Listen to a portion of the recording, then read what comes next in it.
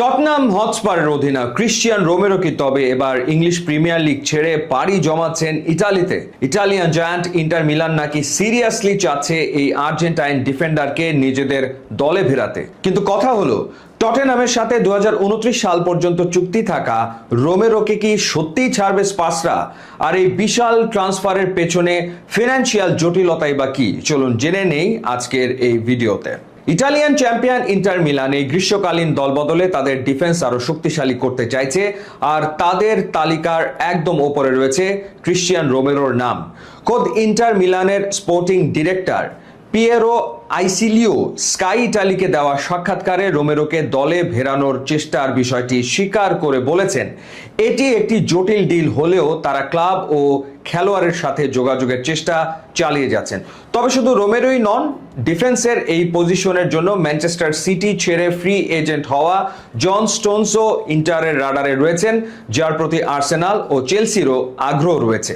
টটেনহামের সাথে রোমেরোর বর্তমান চুক্তির মেয়াদ রয়েছে 2029 সাল পর্যন্ত। তবে ফুটবল মহলে জোর গুঞ্জন রয়েছে যে যদি সঠিক অফার বা কোনো বড় অঙ্কের প্রস্তাব আসে, তবে স্পার্সরা তাদের এই তারকা ডিফেন্ডারকে বিক্রি করতে রাজি হতে পারে। 28 বছর বয়সী এই আর্জেন্টাইন গত মৌসুমের শেষ দিকে হাঁটুর ইনজুরির কারণে মাঠের বাইরে ছিলেন।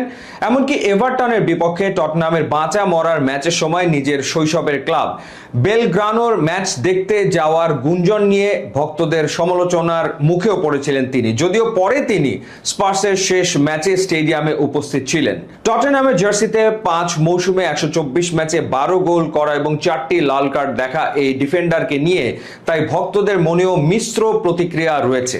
রোমেরো ছাড়াও ইন্টার মিলান তাদের ফুল ব্যাক পজিশনের জন্য রোমেরোরই ক্লাব সতীর্থ স্পেন্সের ওপর নজর রাখছিল। যদিও স্পেন্সকে নিয়ে সেই আগ্রহে কিছুটা ভাটা পড়েছে, তবুও তিনি এখনো ইন্টারের শর্টলিস্টে রয়েছেন।